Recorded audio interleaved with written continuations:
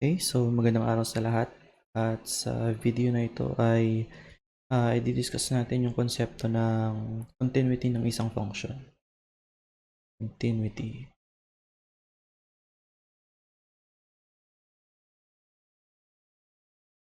So, alam natin na kapag nag-evaluate tayo ng limit ay hindi natin basta-basta na pwedeng i-evaluate yung function dun sa value ng x, dun sa value na pinupuntahan ng x. Okay. So, this is what we know, yung limit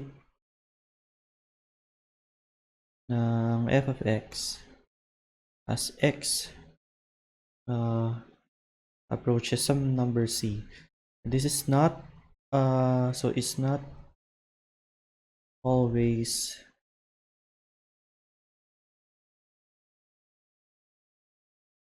equal to f of c.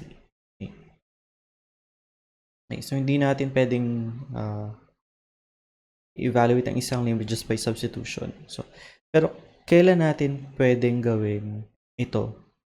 So, pwede natin gawin ito kapag yung function natin ay continuous sa x equals c. So ito yung definition natin ng continuity. So, definition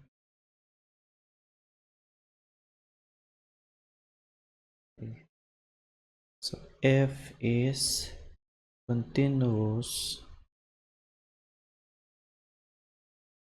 at x equals c if meron tayong tatlong conditions. So, kailan na ito ay equal dito? Well, dapat defined yung function at c. Otherwise, wala tayong matatawag na f of c. Okay. So, number 1, f of c is defined.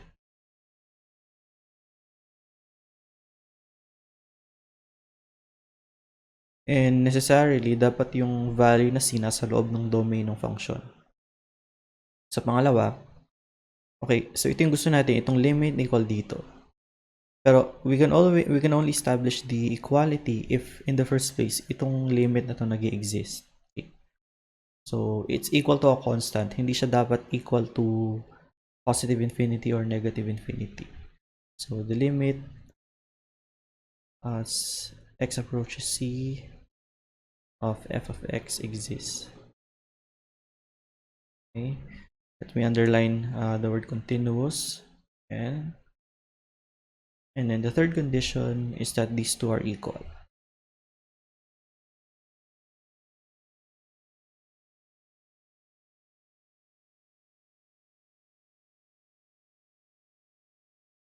Okay, so f is continuous at x equals c if the function is defined at c, the limit as x approaches c exists, and yung limit tsaka yung value ng function ay equal. Okay. So graphically, ang mangyayari lang dito, suppose ito yung graph ng f, yan. And then nandito yung c. Yan. So, define yung function at x equals c. So, wala tayong whole dito. Wala rin tayong asymptote. Okay. And then, yung limit on both sides exists. Okay. So, the limit as x approaches c exists. So, dapat yung limit sa kaliwa nag-exist at yung limit sa kanan nag-exist at equal yung dalawang limit na yon. Okay. And then, yung limit should be equal to the value of the function. Okay. And when that happens, we have a simple graphical interpretation of a function being continuous at x equals c.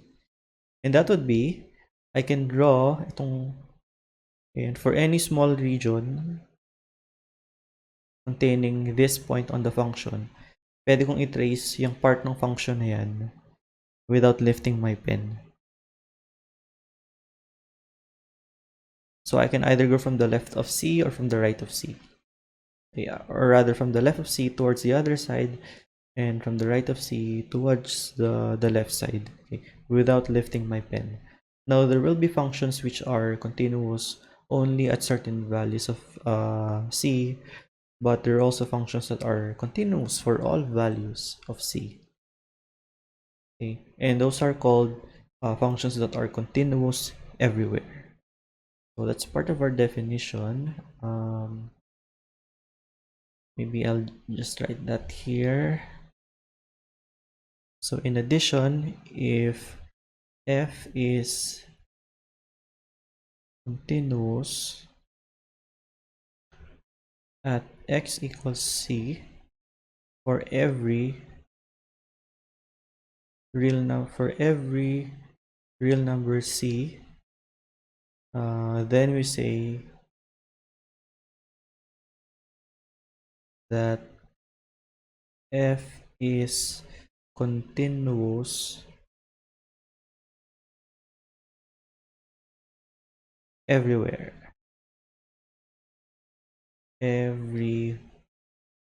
there. Okay, so I think on top of your head you can already think of one class of functions which are continuous everywhere. So ito yung mga function na defined everywhere, yung limit laging nag-exist, at yung limit laging equal dun sa value ng function. Okay? And those are polynomials. Polynomials are continuous everywhere.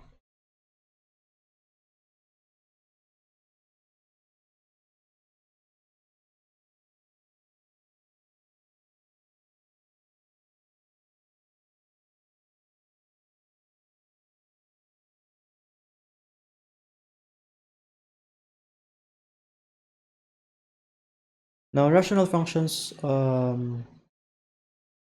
there are values of x which would make the denominator 0 are not, of course, continuous everywhere. Okay? But they are continuous on values on which the denominator is not 0. So, if f of x is equal to p of x, and p of x so it's a rational function. So this is a rational function. Okay, so p and q are both numerators. This function is continuous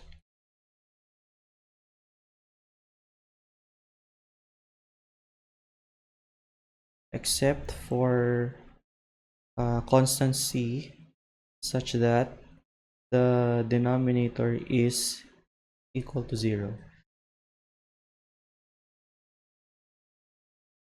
I meant equal to 0, so let me erase this.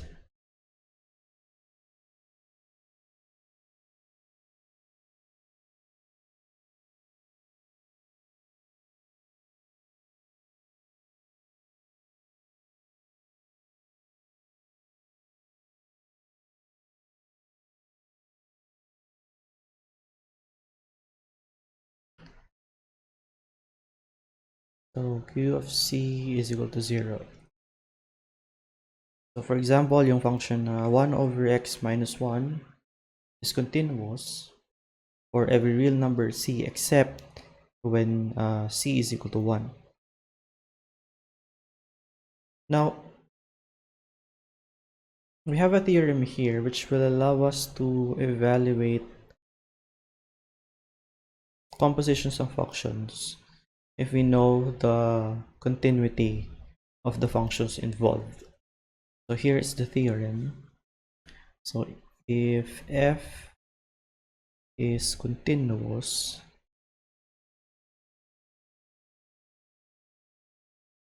at x, which is equal to the limit as x approaches c of some other function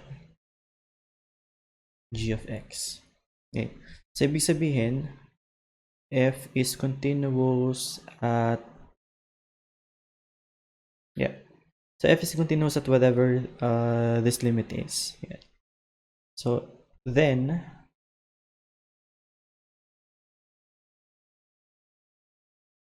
if we want to evaluate the limit as x approaches c ng composition ng f and g, so yung f yung outermost function.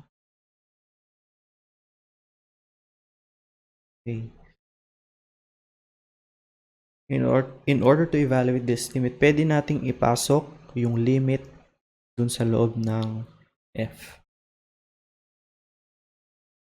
So the limit as x approaches c of f of g of x is equal to f evaluated at the limit as x approaches c of g of x. Okay, so let's look at an example.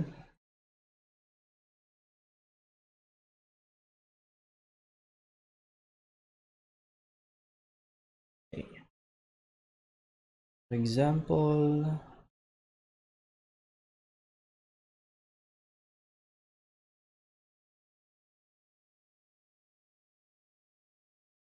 so suppose gusto kong i-evaluate yung limit as x approaches 1, okay, ng absolute value ng x cubed minus 1 over x minus 1. Okay. So gusto kong malaman, can I put the limit inside the absolute value function? So pwede ko lang yung gawin kapag yung absolute value function ay continuous dun sa limit ng function sa loob. So ito yung sinasabi ng theorem. Meron tayong limit ng f of g of x. Pwede kong ipasok yung limit sa loob ng f kung yung f, the outermost function, is continuous dun sa limit nung innermost function. So dito yung outer function natin ay yung absolute value. Yung inner function ay x cubed minus 1 over x minus 1. So can I put the limit inside? Well, we can, kasi absolute value function lang naman ito. It's continuous everywhere. It's continuous for any real number. So whatever the limit of x cubed minus 1 over x minus 1 is, assuming that it exists, okay, so if that limit exists, sure tayo na yung absolute value ay continuous dun sa limit na yun. So pwede kong ipasok itong limit sa loob ng absolute value. Magiging siyang absolute value ng limit as x approaches 1 ng x cubed minus 1 over x minus 1.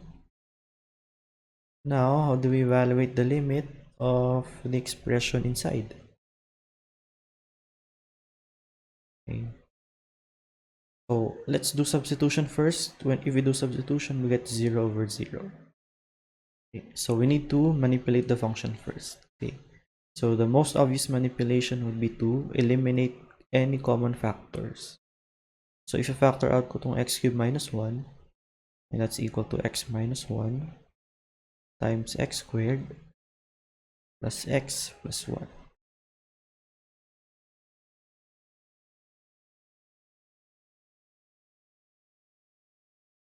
And all over our denominator, which is x minus 1. So pwede kong i-cancel ang x minus 1. Ang matitira ay limit as x approaches 1 ng x squared plus x plus 1. And that's just a polynomial. So the limit is 1 squared plus 1 plus 1. So it's equal to 3. So we now have absolute value of 3, which is just equal to 3.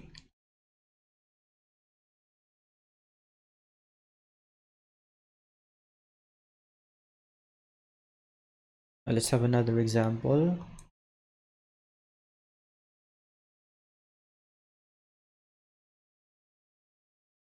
So let's evaluate the limit as x approaches 1 ng floor of x plus 1/2. Now, alam natin itong floor function from its graph. Definitely hindi siya continuous everywhere. Okay. Pero continuous ba siya dito sa limit ng x plus 1/2 when x approaches 1? Kasi kung continuous naman siya doon, then pwede nating ipasok itong limit sa loob nitong floor function natin. So ano yung limit ng function sa loob? It's 1 plus 1/2, which is 3 over 2. So is the floor function continuous at 3 over 2? Well, yes. Okay. Saan nga ba napuputol yung graph ng floor function? Doon lang sa mga points where x is an integer. But 3 over 2 is not an integer, so continuous ang floor function. Okay, at 3 over 2. So pwede natin ngayong ipasok yung limit sa loob ng floor function. So, meron tayong floor ng limit as x approaches 1 ng x plus 1/2.